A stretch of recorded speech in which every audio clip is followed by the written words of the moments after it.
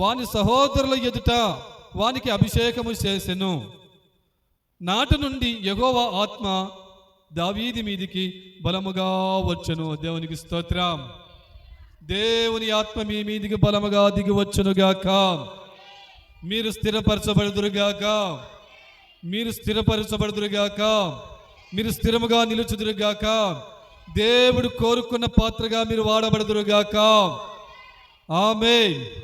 దేవుని ఆత్మ అంట దావీదు మీదికి ఆ అభిషేకిస్తూ ఉన్నప్పుడు ఆ తైలముతోటి, ఆ ఒలివల నూనెతోటి ఆ యొక్క దావీదుని అభిషేకిస్తూ ఉన్నప్పుడు దేవుని ఆత్మ బలముగా ఆయన మీదికి దిగి వచ్చింది.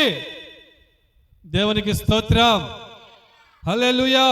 ఇక్కడ 14-15 ఈ 2 వచనాలు మీరు చదువుకుంటూ వెళ్తే అక్కడ దావీదు కంటే కూడా మొదటిగా అభిషేకించబడిన వ్యక్తి సౌలు. ఈ సౌలు ఇతని మీద ఉన్నటువంటి దేవుని ఆత్మ తొలగిపోతుంది. దేవునికి స్తోత్రం. తొలగిపోయింది. ఇతని మీద ఉన్న అభిషేకము తన మీదికి వెళ్తుంది. తన్ని దేవుడు అభిషేకిస్తున్నాడు. దేవునికి స్తోత్రం. మనం చెప్పిన మాట అర్థమవుతుందా? ఎవరి మీదకి వెళ్తుంది? ఒకరి మీద అభిషేకము దావీదు మీదకి వెళ్తుంది. దేవుడు మీరు బాగా గమనించాల్సింది ఏంటంటే, ఒకరి మీద ఉన్న అభిషేకము మరొకరి మీదకి ఊరికే దేవుడు తీసివేయడు. ఎందుకు తీసివేస్తాడంటే, తనలో ఉన్నటువంటి చెడు ఉత్మతులే తనలో నుండి పరిశుద్ధాత్మ దేవుడు బయటికి వెళ్ళిపోతాడు. వెళ్ళిపోయి అతని కంటే నమ్మకంగా ప్రార్థించేవారు, నమ్మకంగా దేవుని స్తుతించేవారు, దేవుని ఎదుట దేవునికి ఇష్టముగా జీవించే వారి మీదికి పరిశుద్ధాత్మ దేవుడు ఆ వ్యక్తి మీదికి వెళ్ళిపోతూ వస్తున్నాడు. దానికి కారణం ఏంటంటే, తనలో ఉన్నటువంటి చెడు ఉత్మతులు అవ్యతన్ని దూరం చేస్తుంది దేవుని ఆత్మని. దేవుని ఆత్మ మనలో ఉంటే మనం ఏమవుతాం? ఎలా జీవిస్తాం? మొదటిగా దేవుడికి దూరం అవ్వం. మొదటిది దేవుడి సన్నిధిలో జీవిస్తాం.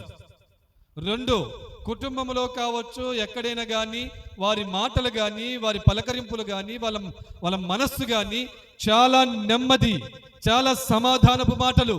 ఎవరితోనైనా ఏం మాట్లాడాలా, ఇది నేను మాట్లాడుతున్న మాట ఎదుటి వ్యక్తికి అభ్యంతరకరంగా ఉందా, లేకపోతే నేను మాట్లాడే మాట ఎదుటి వ్యక్తికి మంచిగా ఉంటుందా అని అర్థమైద్ది. ఎవరికి అర్థమైద్ది?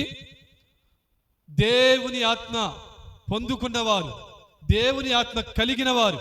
వారి మాటలు ఎలా ఉంటాయంటే ఎదుటి మనుషులని మాదిరిగా ఉంటది. ఎదుటి మనుషుల ఎదుట మాదిరిగా ఉంటాయి. దేవునికి స్తోత్రం. హల్లెలూయా. ఆత్మ లేని వారి మాటలు ఎలా ఉంటాయో తెలుసా? ఎవరు కనపడరు. పెద్దవాళ్ళు కనపడరు, చిన్నవాళ్ళు కనపడరు, ఎదుటి వాళ్ళు కనపడరు.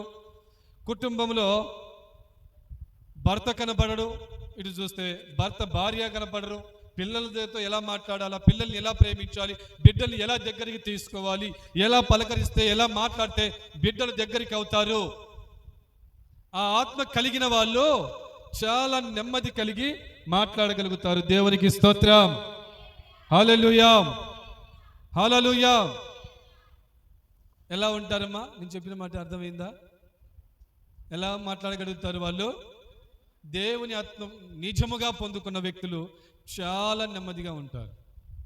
దేవుని ఆత్మ పొందుకొని వారు ఎలా ఉంటారో తెలుసా? ఖచ్చితంగా పిశాసులు.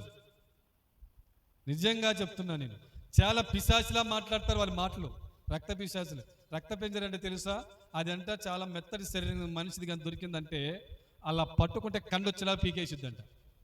అలా పీక తింటారు. అలాంటి మనుషులు కొంతమంది, అందరుగా మీరు మంచోళ్ళు తల్లి, మళ్ళీ మిమ్మల్ని అంటున్నారు పాస్టర్గా, మమ్మల్ని అంటున్నారు అనుకోబాకండి. మిమ్మల్ని కాదు, కొన్ని చోట్ల కొందరు కుటుంబాలలో కొన్ని చోట్ల చూస్తూ ఉన్నాను నేను. దేవునికి స్తోత్రం.